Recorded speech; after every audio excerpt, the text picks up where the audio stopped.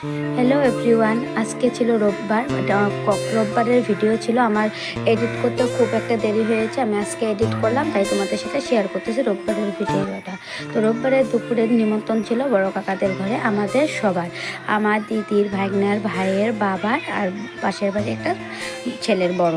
তো ওই ভাইয়ের সঙ্গে থাকা ওর নিমন্ত্রণ ছিল, কিন্তু নিমন্ত্রণ ছিল ওদের ঘরে, রান্নাবাড়ি হয়নি। ওরা সব কিছু এনে দিয়েছিল, আমাদের ঘরে রান্নাবাড়ি ছিল আর বলছিল যে তুই রান্নাবাড়ি কর। যখন আমাকে বললো রান্নাবাড়ির কথা, তাদের বললাম ঠিক আছে, তাহলে আমাদের নতুন ঘরে রান্নাবাড়ি করি। তার জন্য এনেছিল খাসির মাংস 1 কিলো, তারপরে ছিল ভাত, ডাল, পাঁপড় ভাজি আর হলো বটবটি আলু ভাজি। তখন এত কিছু করার পরে আমি ভাবলাম তাহলে ফ্রাইড রাইস অল্প করে করি। তো তোমাদের তো ফ্রাইড রাইস ওভাবে করাও হয় না, খাওয়া হয় না, আমি ফ্রাইড রাইস বানাতে পারি। তাহলে ঠিক আছে বানা। তাহলে অল্প ছিল, ভাতও ছিল, ফ্রাইড রাইস ছিল। তো আমি গাজর, আলু, আলু না, গাজর, তারপরে কাজু, কিশমিশ এসব ভেজে উঠিয়ে নিলাম রিফাইন তেলে। তারপরে ঘি পরিমাণ মতন, সাদা তেলে ঘি পুরন দিয়ে ফ্রাইড রাইসটা করে নিলাম, নিয়ে পাঁপড় ভাজলাম। এদিকে কাকি ঘরে ভাত আর ডালটা করে নিয়ে এসেছিলো, বুটের ডাল।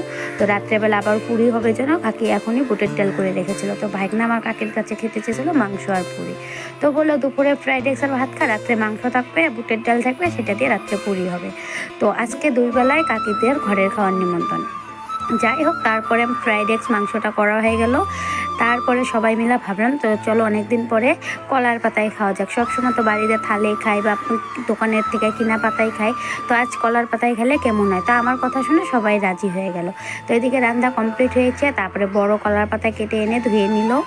ধুয়ে সবাই দেখো লাইন বাই লাইন কলার পাতা নিয়ে বসে পড়লো। প্রথমে সবাই একটু না করতেছিল যে ভাইয়ারা যে খাবো না। আমি বললাম খেয়েই দেখ, কলার পাতার মজাই আলাদা। তো আগে, অনেক দিন আগে যখন আমরা ছোটো ছিলাম তখন কীর্তনে যেতাম, তখন কলার পাতায় কিন্তু খেতে দিত, খেতে কিন্তু ভীষণ ভালো লাগতো। আমরা কীর্তনে যাওয়ার থেকে কিন্তু প্রসাদ খেতে বেশি ভালোবাসতাম। তাই সেই পুরোনো দিনের কথাগুলো মনে পড়ে গেল, সবাই মিলে কলার পাতায় খেতে বললাম। তো প্রথমে ভাতের সঙ্গে ডাল, পাঁপড় ভাজা, বটবটি ভাজা দিয়ে ভাতটা খাওয়ালো। তারপরে ফ্রাইড রাইস, মাংস। তো মাংসটা ভালো মতন কষানোই হয়নি আমার, তাতে ওদের খিদা পেয়ে গেছে, অনেকটা দেরি হয়েছিল রাঁধতে। কিন্তু এখন ঝোল ঝোল টাইপের মাংস দিয়ে ফ্রাইড রাইস খাইতেছি। আর রাত্রে হলে থাকবে কষা মাংস আর ফুলকা পুরি। এটাই আমাদের রেসিপি। তোমাদের কেমন লাগলো অবশ্যই কমেন্টে জানাইও। কলার পাতায় খাওয়ার কিন্তু মজাটাই আলাদা।